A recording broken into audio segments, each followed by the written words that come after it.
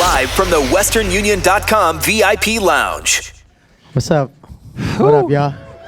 It's exciting times. Man, I got to tell you, I felt like I've been playing your music on the radio for so long, and I felt like, oh, this is going to be a piece of cake. But then I went on the internet last night to try to kind of do some research. You've been busy. I literally was watching videos, and some of them were in Tagalog. And my wife is Filipino, and she came out to the living room. She's like, "What are you doing?" She goes, "If you want to learn Tagalog, just ask me. We'll get my dad over here. Everything will be fine." So my father-in-law is from Mindanao, right? Yeah. So I was really excited to come talk to you about this, and I want to know about, first of all, about where you've been, what you've been doing over the last couple of months, because I walked through this building. We have a lot of radio stations here, and I poked my head, and I'm like, I'm interviewing Apl De Ap from the Black Eyed Peas, and it was like, hey, ask him about when he was poolside in Vegas at the Electronic Music Festival, and he was rocking that neon green tank top. Ask him about that. And then it was like, are you going to London tomorrow for real? Yeah, definitely. What are you doing out there? Well, the Black Eyed Peas is back in session, and we're finishing our new album. Okay. So, yeah, it's been a tradition with the Peas to somehow we always end up in London to finish up from Melafunk up to now. Whose call is that? Why is that? Does somebody have a girlfriend over there or something? Actually, Will, you Yeah. know, he does the voice. He does the voice UK, and he's Okay. Elvis over there. So He's like the guy? yeah, he's Elvis. So you know, and actually, and London is a cool place. Okay. Like you know, and it's good to get outside of U.S. and you feel different. You know what I mean? You feel the vibe. How does it feel different vibe-wise, like recording in Europe, in London, for example, versus like Los Angeles or someplace? In Europe, it's very posh. No, I'm just kidding. No, it's just being at home sometimes could be a lot. There could be some distractions. You know what I mean? So when you're in a different place, you kind of just, hotel, studio, maybe go out. Right. Hotel, studio. So it's kind of, you get in that mode, and we're staying there for like 3 weeks, Sure. and just bang it out. When you go out to party, I have to assume it's for inspiration, it's for research, right? Yeah. We don't call it going out. It's No, called no. researching. It's all work. We gotta, we have to be up to date with the sounds from. And you get to learn the culture. Actually, I mean seriously. No, yeah. Yeah. What's your favorite thing about British culture? If you got anything. Actually, I like their bacon. It's like Yes. thick, and it's very thick, right? And Indian food. I don't know why. They just have a lot of Indian food. They know how to rock it out there. Right? Real good Indian food and Middle Eastern food. Yeah. And Nando's chicken. I don't know. You guys Oh, gotta man. research See, that. these are things I need to learn about. And then last week you were at Fashion Week in New York. What was Yeah. that about? Like you are all over the place. Well, we fashion is like one of the piece kind of thing. Right. We like It's to. your kind of thing. And we got to attend a couple of fashion shows, Right. and also we did a bunch of TV for the new revision of Where's the Love. And right. so we just been doing television to radio, and just kind of promoting the campaign, and as well as Can we attending talk about that for a split second before we get into everything else? Just because the hashtag Where is the Love is all over your guys' Twitter right now. It's the thing that you're tweeting about right now. Give me what that's about real quick. Well, with all the I know it's all kind of exploding right now. yeah, with all the events that's been, the negative events Sure. that's been going on throughout the world, actually, not just, the incident between civilians and law enforcement in the U.S. Right. It's just been accumulating, and people on on like social medias, they've been like, yo, the peace, what's up, man? There's Right. a lot of negative things going on around the world. Like, where's the love? So it kind of like with these events that's been going on accumulating, it's kind of like we had no choice but to like raise that question again. Sure. Where's the love, right? And we just want everyone to get involved. You know, we did the song "Where's the Love" and You everyone re-recorded it, right? It just came out on iTunes not too long ago, right? re-recorded, and everyone's involved from Mary J. Blige to Justin Timberlake. I saw Quincy to, Jones on there. Quincy Jones to The Game to A$AP Rocky to Jaden Smith. Where else? Did I say Mary J. Blige? Yeah, Mary J. Yeah, but Blige. you could drop her name twice. It's fine. I do. I only have one or two famous friends too. I mean, So me, Will, and Taboo started the whole the song, and Yeah. then we just we asked Mary J. Blige if she wants to get involved, and then everyone found out, and everyone wanted to get Yeah. involved, and relaying the message of love with all the things that's going on in the world right now. You know what I mean? that Like, song has brought this entire generation through a lot of different things. As someone who grew up with it, Yeah, like when we first wrote the song, we did the song for 9/11. I remember. And then and then until now, there's still same subject matters that we ask that question, and so it's a natural, like it's a question that or it's something that we just can't turn our back on. Sure. And just like we just had to like relay that message of positivity, communication, and love. It's important to remind people to hug it out, I think. So we appreciate what you're doing. Yeah, Appreciate what you're doing. It's like it's just very simple. You know what I mean? Yeah. You get pulled over, and you're spitting, but you can't like. Just give the cop the shakas, right? Just give them the shakas, right? I want to talk about your foundation because you, in your very busy schedule, jet setting around and hanging out at pool parties and things, you also take the time to really give back to your community. I feel like you're kind of an unofficial spokesperson of the Philippines, but then the Apl De Ap Foundation is worldwide, A, and B, you have some kind of very specific mission statements or things that you like to accomplish or what you're giving back to. So let's talk about that for 1 second. Yeah. Tell me what the foundation's Apl De about. Ap Foundation International, and then the Apl De Ap Foundation.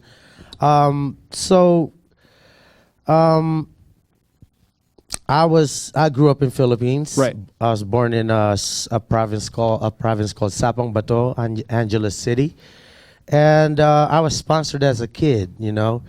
I was adopted and brought to the U.S. and met my best friend Will.I.Am. And I'm going to stop you for 1 second because I found this part fascinating. I read that it was literally one of those programs where they said send $20 to sponsor a child, and you were that child. Yeah. So I was in one of those programs, and so it's called Pearl's Buck Foundation. Okay. And my mom signed me up because I'm part. I am a product of Clark Air Base.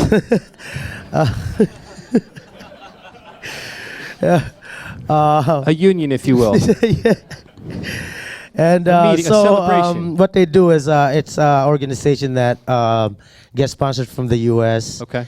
And my mom signed me up in that program, and I was in one of those, send 75 cents a kid to a kid in the Philippines, and you get to write letters, and you take photos of all the materials, the money they send you have to have a proof, and also your GPA because it helps you Helps you in school. So and my mom signed me up, and now I get to write, right? I get to write to my dad, and I would just tell him my story. Your dad being your sponsor. in the United States. My adopted father, Joe Ben Hudgens. Thank you, Dad, once again.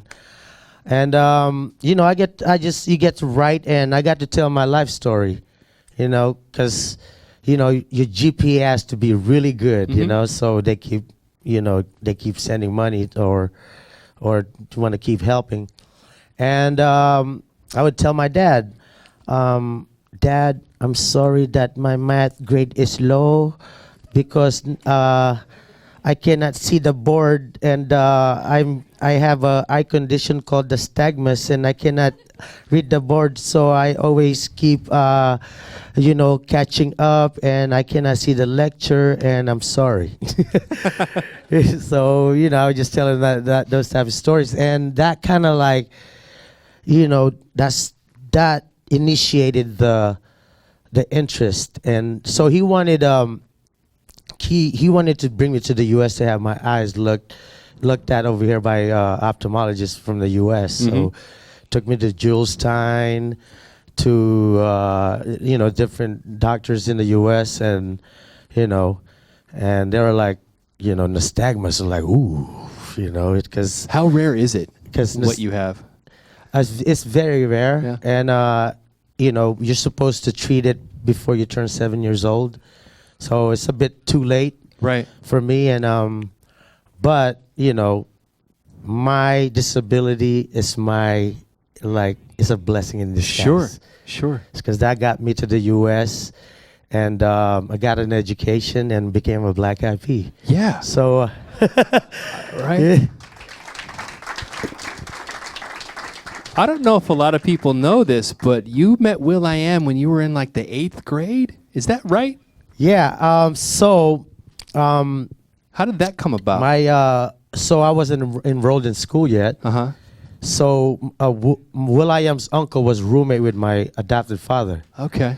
So Will.i.am's uncle, they both needed to go to work, Stop and playing. no one was going to take care of me. So Always playing. Will's uncle was like, "Well, Joe, my sister Deborah could take care of Alan and before he's enrolled in school, so we could take him to East LA." I'm like, Your old man accent is on point. Can I just point that out? That was amazing. and then my dad is like, "Well, Rendell, yeah, that sounds like a great idea." You've done this before. So they took me to East LA. Yeah, that's a great And idea. they took me to East LA, and then I saw this really dark guy Yeah. that coming down from the stairs, because in Philippines I used to, get called dark guy. Right. So, and then I saw Will, and I was like, oh, someone's darker than me. So Will comes down from his room, and then I'm sitting on the couch, culture shocked. Sure. I'm just like, oh my God. Now I'm like, I used to ride the Calabao or the water buffalo. Now I'm in a couch in East LA, So and then Will, my best friend, he comes up to me. He's like, "So, you're from the Philippines?" I was like, Right. "Yeah." It's like, "So, what do you do there?" We ride water buffalo. Yeah, I was like, yeah, I ride water buffaloes, and then I also do the Running Man, and I just learn how to break dance. It's like, what?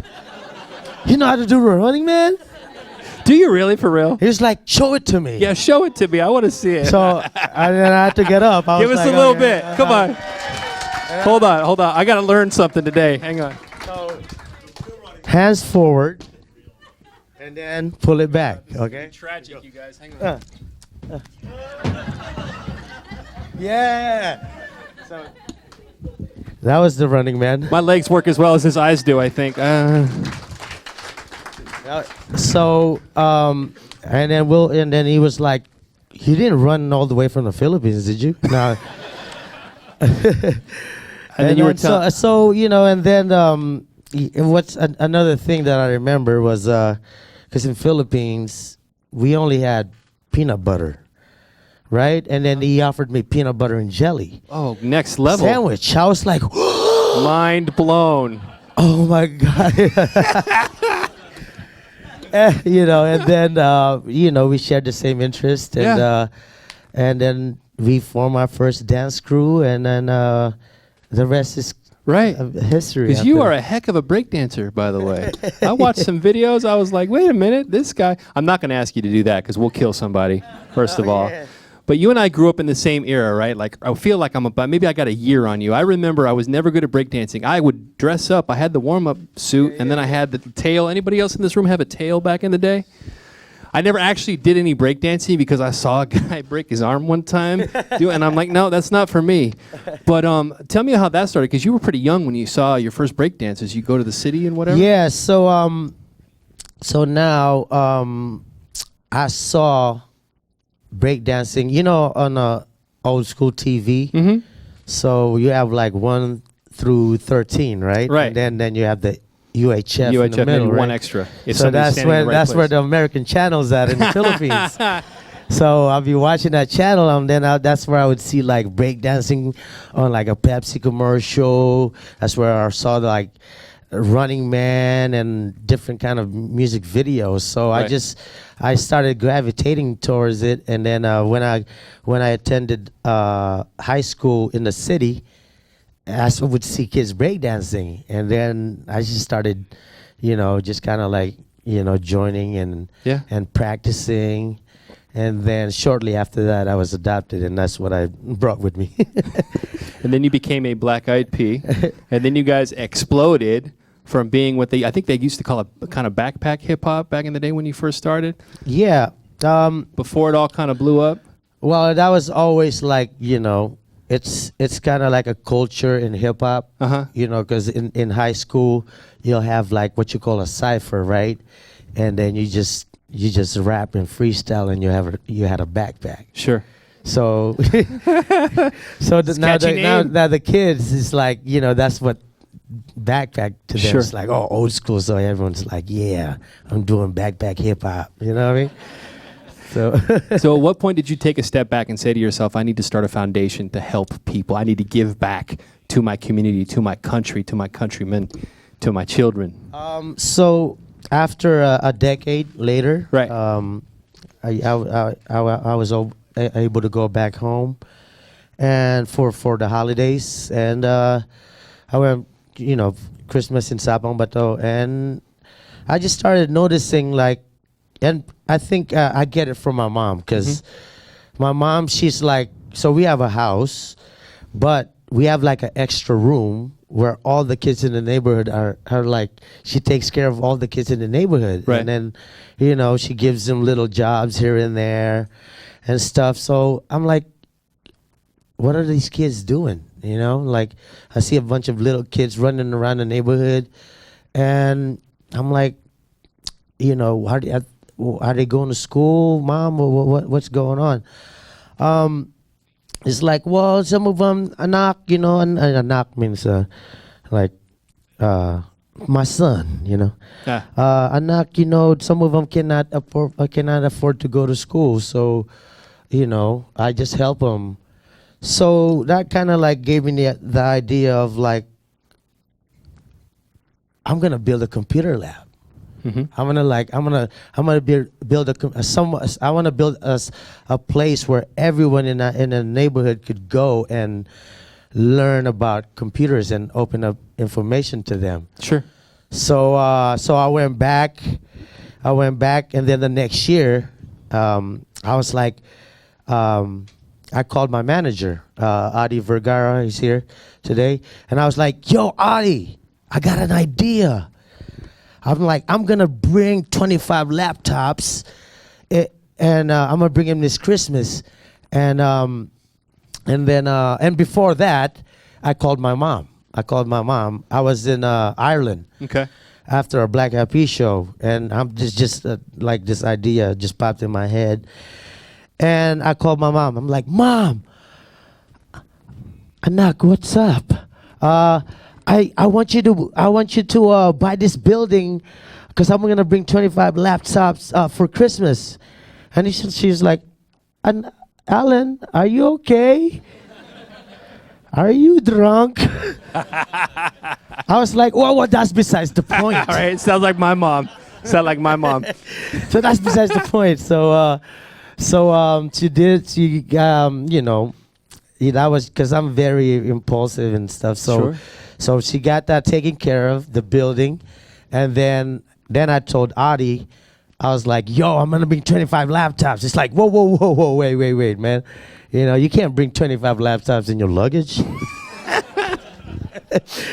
So, and then Adi connected all the dots, and then he contacted HP, and then they gave us 25 desktops, and Just gave them to you. well, they donated. Okay. They donated to the Apl De Ap Foundation, Yeah. and then we built our first computer lab in Sabang Bato. And that's awesome, by the way. Congratulations on that. When you went out there, was there a big presentation? Did you go out there and cut a ribbon or something? Yeah, definitely. I went to go visit. They had a whole presentation, and then How did that make you feel, being able to go back as like a superhero, kind of? super. Like Did you beyond everything that I do, like Right. traveling the world, performing, Grammys, all this stuff. But like seeing actually happening, it's like the most joyful I've ever felt. Sure. And then but what makes it more really like touching, because now I go back 8 months later and to visit the school, and then these kids that attended the computer lab, now they're like submitting videos that they edited themselves. Sure. I'm like, man, I think I need to attend this computer lab. Right? I didn't even know how to. Had an idea. What about, have any of them come up with the Apl De Ap yet? Has what? there been an Apl De Ap developed yet? Hear me out. Actually, Apl De Ap breakdancing emojis. You heard it here first. I want 10%. I'll give you $600,000. Oh, Apl De Apps. The Apl De Apps. You can have a whole series of apps. Yeah. Breakdancing Okay. Apple, drunk Apple, right? Note taken.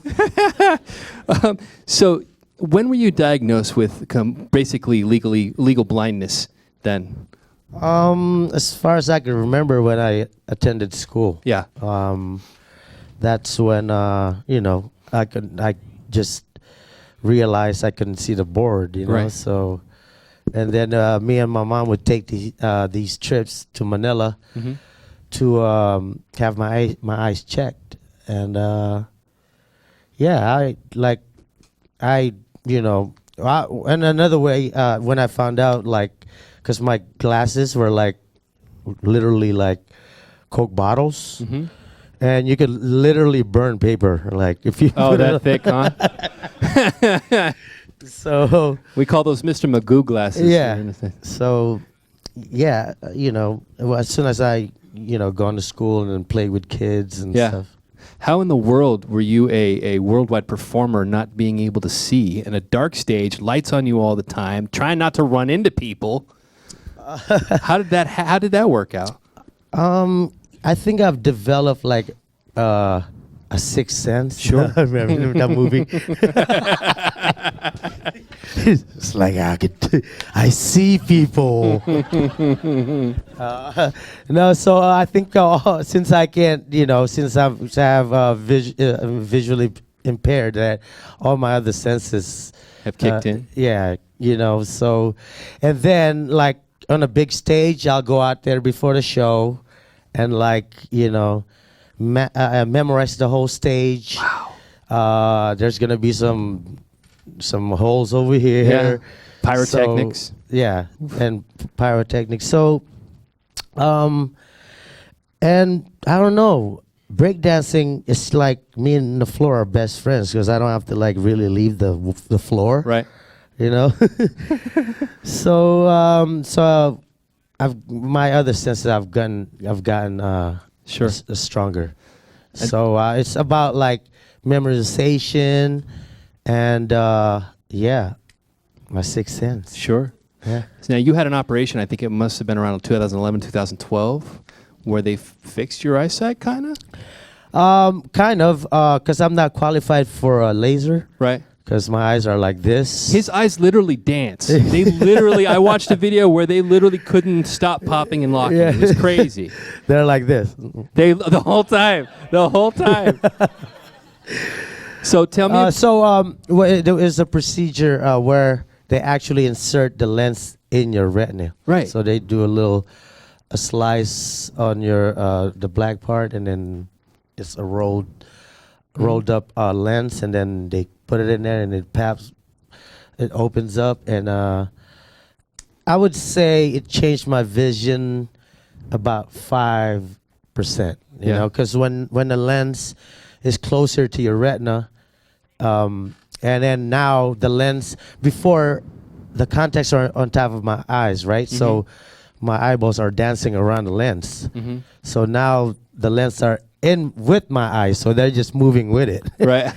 You know what I mean?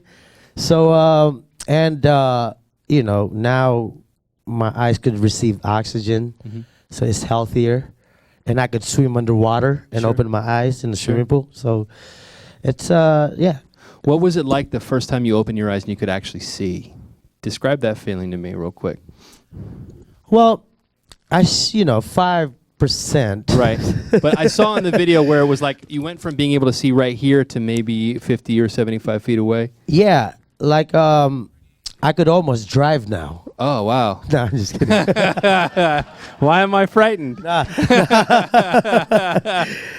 No, it's really just refreshing, like, you know, like seeing a little further and knowing that it's healthier for my eyes. I was bad at like taking off my contacts before going to sleep because it's uncomfortable not being able to see, right? So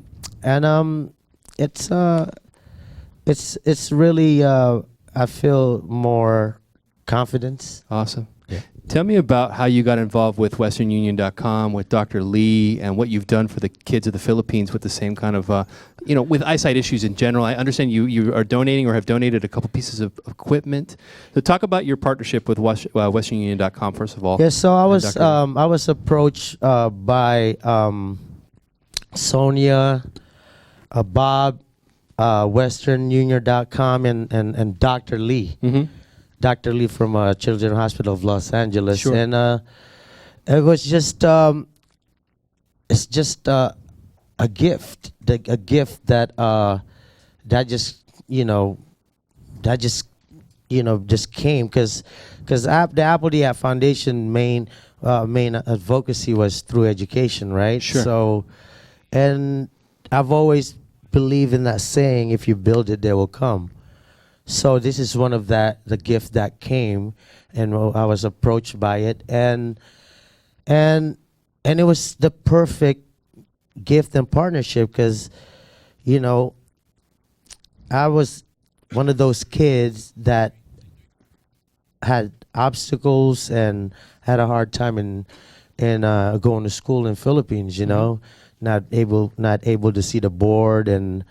But still wanting to do good. So when this project was brought up, it was like, wow, you know, it's something that I have to bring back to the Philippines and help out, you know, the youth, because I went through that same experience, and you know, I'm not even fully blind, and you know what I mean, and I considered myself lucky, but I had a hard time in going to school. So imagine being blind in Philippines and not being able to see. You know what I mean? Like growing up there alone is hard enough. So, and you know, with this gift, we got to deliver it in Davao. There's only 4 in Philippines. Tell us what the gift is. Well, the gift is the Red Cam. Right. It's a technology that prevents blindness caused by ROP. So and it also teaches and train how to take care of this problem. Very good. Awesome. So it sounds like a match made in heaven, honestly. If you build it, they will come. Yeah, man. It's been, you know, like it's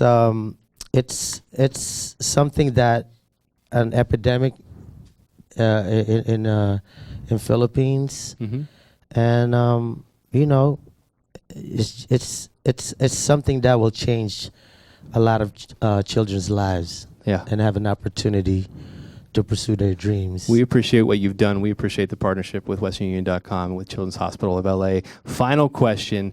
What's the next call to mom? What's the next what's your 5-year plan? What's the dream? What's your next, like, hey, Ma, Me? So now I'm gonna call people, other moms, other dads, other friends, other people that are able to help. That our next dream is to bring a couple more throughout Philippines and Iloilo and also my hometown, because it's needed over there, and we're trying to raise more funds to help out more youth and change lives and change the youth's future in the Philippines. So we're asking for everyone's help to continue this program and donate, and so we could bring more back to the Philippines. The world needs more people like you, my man. Thank Apl you De very Ap, you much. guys. Thank you so much, brother.